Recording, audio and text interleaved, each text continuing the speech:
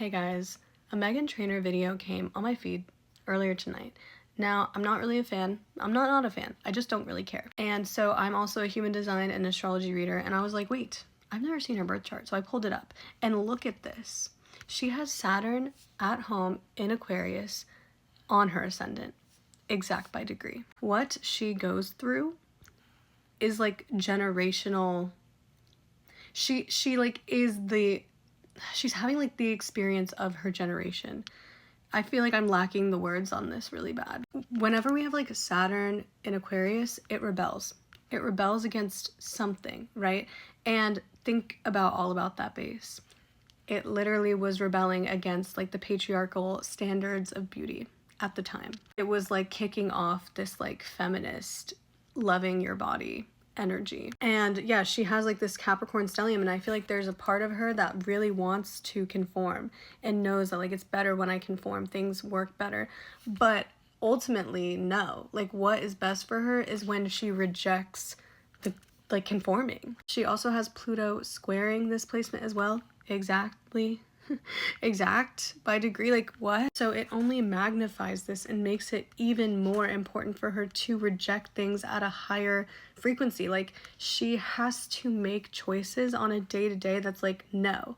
The answer to this is gonna be no. I'm just like floored by this chart. I like didn't expect this at all. In my opinion, if she were to be curious about branding in terms of this, just for funsies purposes, I would suggest leaning into this Jupiter in Scorpio.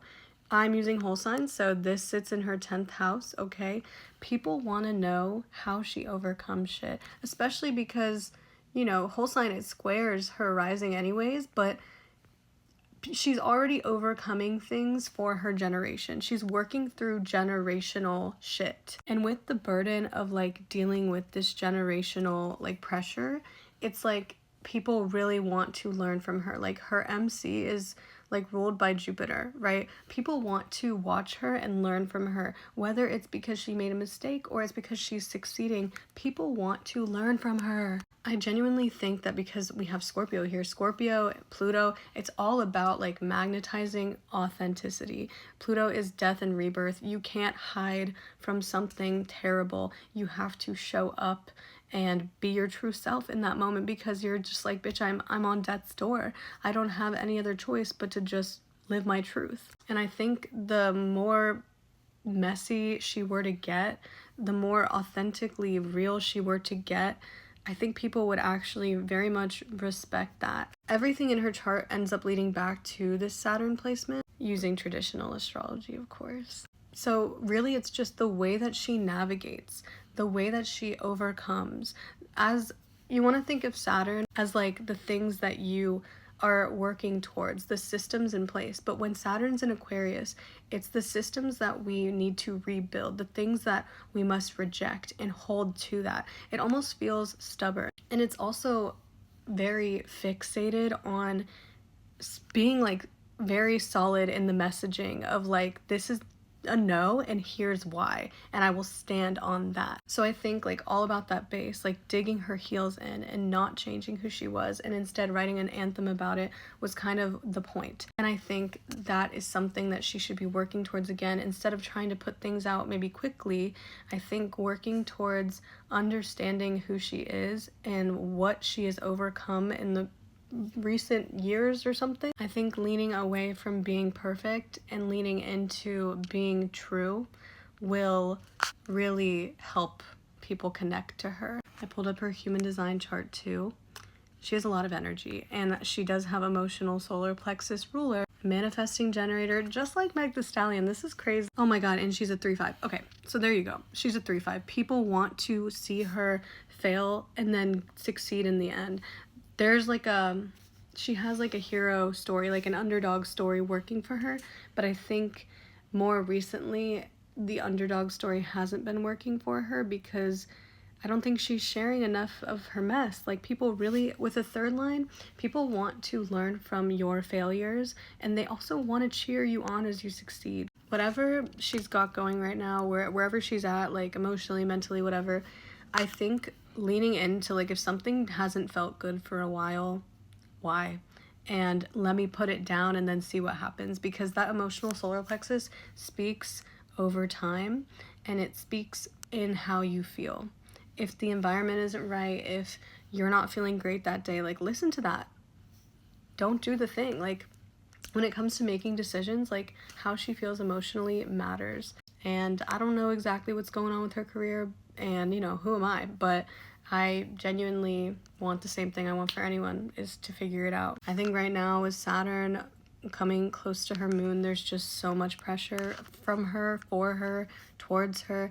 It's just like this whole catapult of pressure to figure shit out. The good thing here though is that when Saturn does contact her moon and a little bit after, it will be sextiling her rising, and that's her chart ruler. So it's also going to be making like a positive impact. I think the pressure is actually kind of helpful, and there might be a redirection with her branding and how she navigates further, but that's probably not going to be until 2027 sometime. But Saturn in Aries is definitely squaring the fuck out of her. Well, it already did square the hell out of her Sun and her Mars. So personally, I'm thinking that when Saturn goes further into her moon, also I didn't notice, it will be forming a beautiful trine with her Mercury-Venus conjunction, and I think that will also help a lot, because whole sign, remember I'm looking at this whole sign, so house 1, house 12, house 11, so that will probably make a nice impact on how she's being received, especially because it will be also trining her. Oh, she's gonna have Saturn in Aries and Jupiter in Leo forming these trines to her midheaven and her Venus Mercury conjunction and her north node. So that's going to be very helpful in terms of figuring out something solid with her like branding and just how she's navigating what has been going on. It seems like whatever if she's about to put something out, I just don't know that it's going to be fully well received, but prove me wrong, girl, I'm not a cop. I think everything they've been putting into it, as Jupiter was in Cancer trining her Jupiter, I think it's just kind of been pouring a lot and investing a lot into something that doesn't really feel good.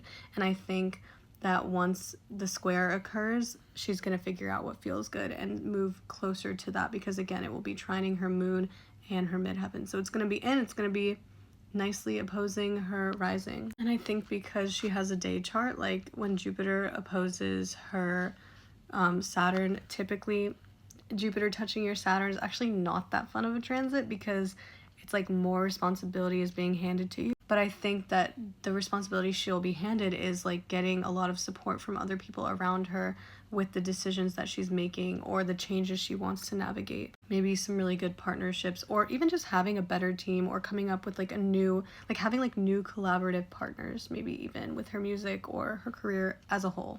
Anyways, I'm gonna shut up because I've just been blabbering on. So that's pretty much it. But let me know if you see something that I didn't. Let me know. Good luck to this diva. Like, hell yeah.